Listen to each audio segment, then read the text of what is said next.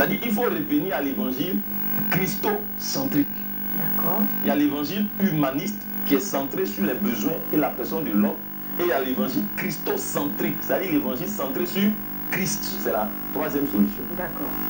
Il faut revenir à l'évangile donc authentique. L'évangile en tant que puissant de Dieu pour le salut de quiconque croit.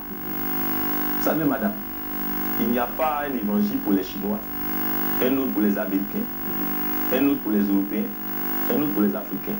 Il n'y a qu'un seul et même évangile. C'est l'évangile de la puissance de Dieu pour le salut des âmes.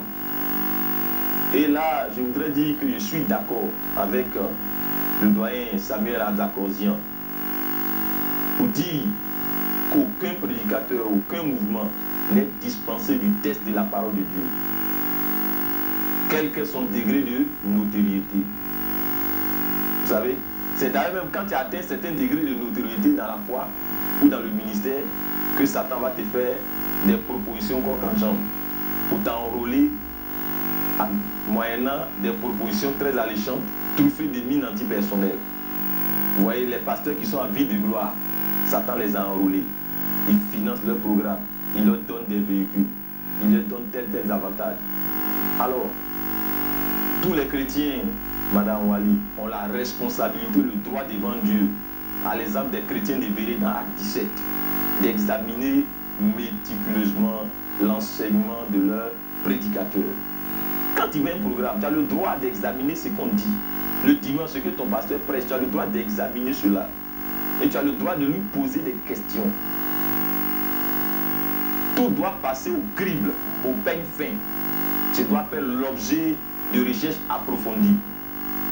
Toute doctrine ou méthode devrait être sérieusement examinée à la lumière de la parole de Dieu. La parole de Dieu est l'autorité suprême de confirmation. C'est pourquoi les pasteurs ont la responsabilité, je l'ai dit tout à l'heure, d'établir l'autorité des Saintes Écritures. L'autorité, le respect des Saintes Écritures dans leur congrégation. Cela fait partie des prérogatives majeures que Dieu a données à l'Église.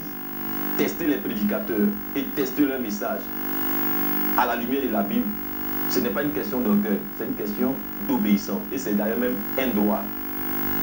Chrétiens, vous qui m'entendez, où que vous soyez, l'autorité d'un pasteur ne se trouve jamais dans ses propres paroles, mais dans la parole de Dieu.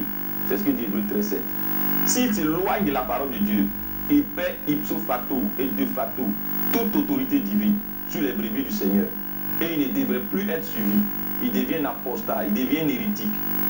Donc il ne peut conduire les gens qu'à la perdition.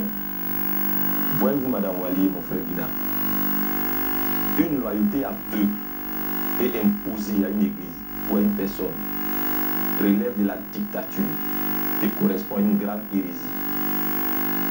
C'est de là que naissent les sectes pernicieuses sur lesquelles sont établis les bourgs, qui empêchent leurs adeptes de réfléchir. Ils font de leurs adeptes des zombies. Vous savez, le don charismatique et le don des ministères, c'est sous 4 autorités. La première autorité, c'est l'autorité de Christ, l'autorité du Saint-Esprit. Ensuite, l'autorité de la parole de Dieu.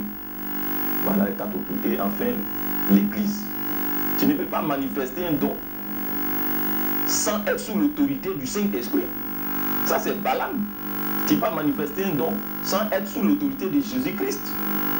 Un féticheur qui n'est pas né de nouveau, il ne peut pas être pasteur.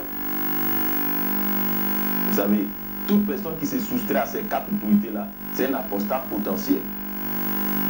Chers téléspectateurs, on va se dire à la semaine prochaine. N'oubliez pas, vous avez juste les numéros de la mission évangélique d'Iceva qui s'affichent pour vous au bas de votre écran. Vous avez donc la possibilité de nous joindre pour des suggestions ou pour des contributions. À très bientôt.